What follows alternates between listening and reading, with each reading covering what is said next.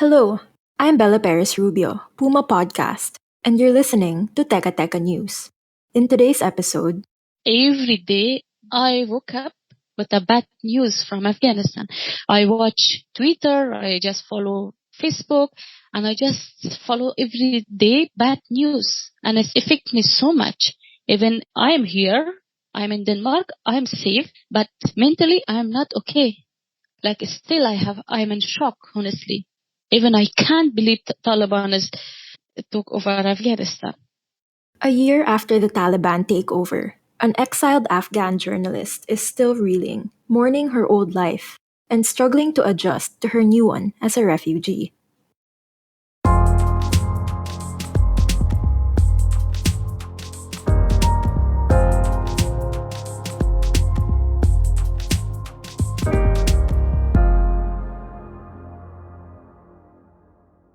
Last year, after Taliban was took over Afghanistan and Kabul, because I was working so hard and I was talking every time about Taliban and their rules.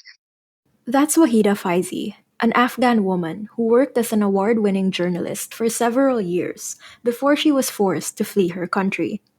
So my name was in the target killing list of Taliban. So when Taliban was came to Kabul, I have to leave Afghanistan because my life was in danger. If I was staying in Afghanistan and Kabul, I'm sure Taliban was killing me because of my work. After 2 decades of war, the longest in US history, the last American troops left Afghanistan in August 2021, giving way to a shockingly swift Taliban takeover. The world looked on in horror and disbelief at the images coming out of Kabul. A mother tossing her baby to US troops over barbed airport fencing. Hundreds of Afghans packed into a military plane, while others gave chase on the tarmac. Several people who clung to the aircraft as it took off fell to their death. Wahida had already been in hiding for 6 months prior to the Taliban takeover, and even as she attempted to leave in August, she worried that she would be recognized and killed.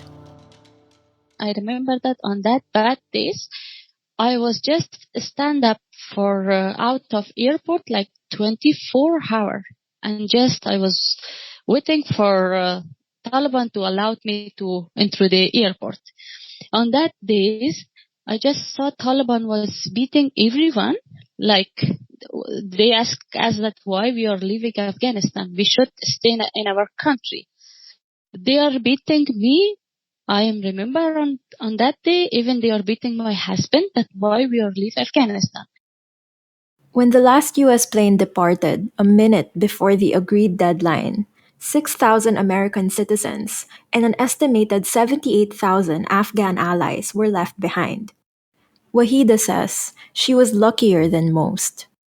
A colleague from the BBC spotted her at the airport and helped convince Taliban fighters on the ground to allow her to leave. But the scars of those days remain, even as she tries to forge a new life in Denmark. From last year up to now, my husband has pain on his back because Taliban was beating him so much. And he is still have pain and he has back problem now just because of the Taliban beating him so much. The life she left behind still weighs heavily on her too. I left my everything in Afghanistan. Like I left my mother, my father, my house, my home, my friends, my job, my career. So I left everything from A up to Z. 2 days ago, my brother was got engaged, and I was watching their party online, and I'm crying a lot because it's something that never someone can feel me that what I'm talking, because no one can know that what happened in Afghanistan.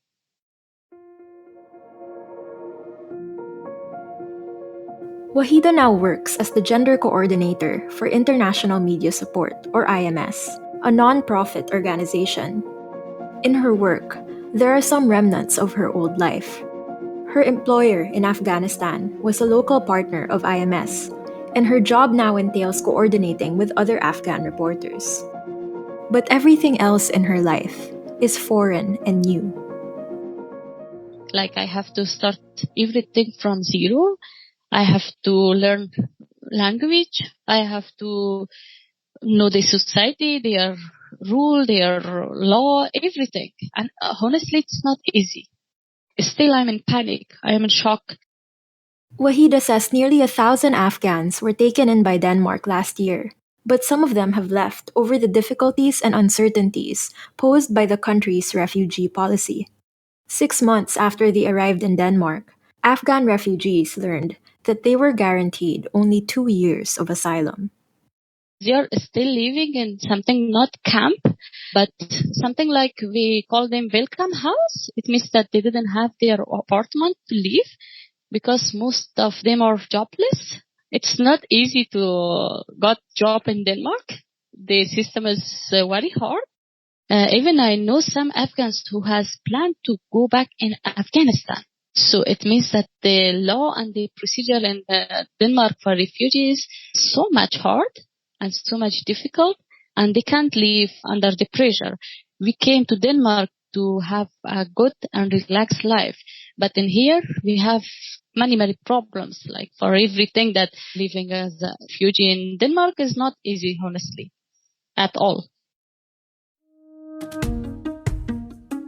We'll pause for a bit, but when we return, we talk about what life is like for women in Afghanistan today.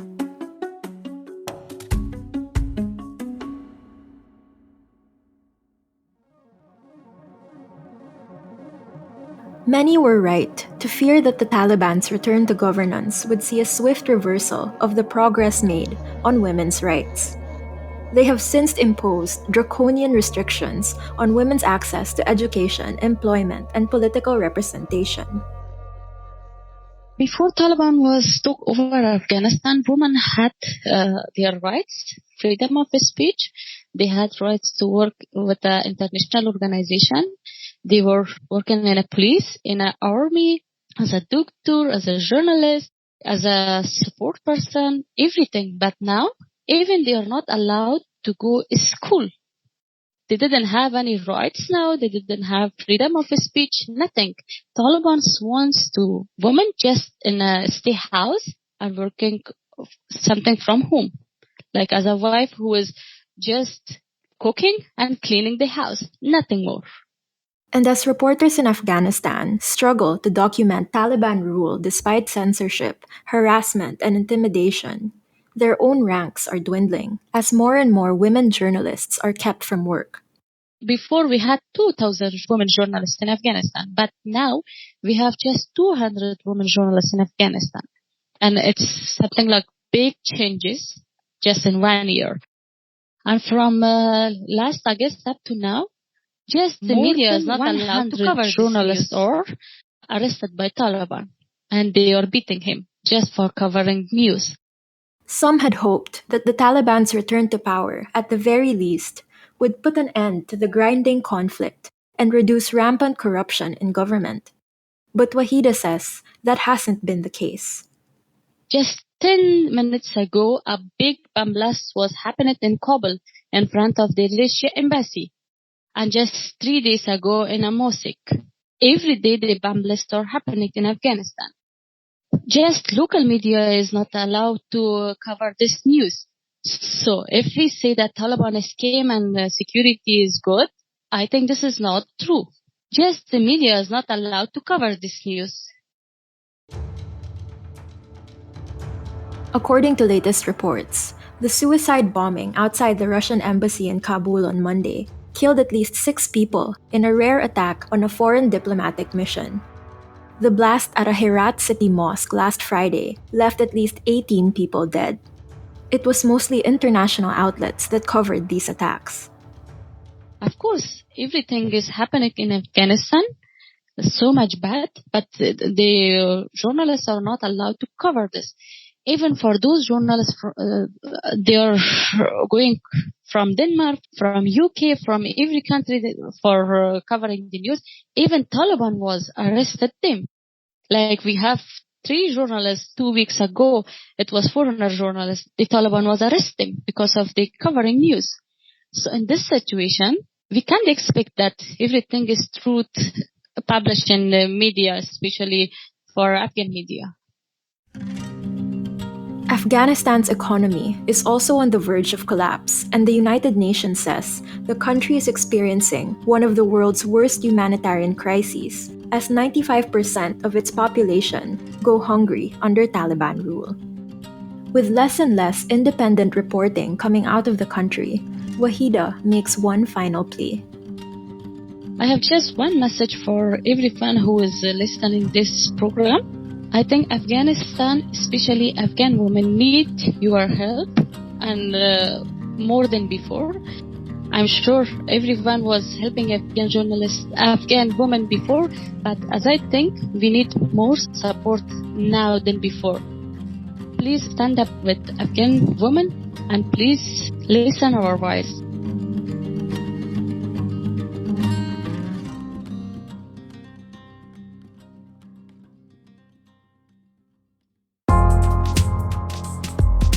And that was today's episode of Teka Teka. Again, I'm Bella Perez Rubio. This episode was produced by Kat Ventura and edited by Presh Capistrano. If you liked today's episode, share it with a friend or two. And don't forget to leave us a 5-star rating on your podcast app. It really helps get the word out about our show. Thanks for listening.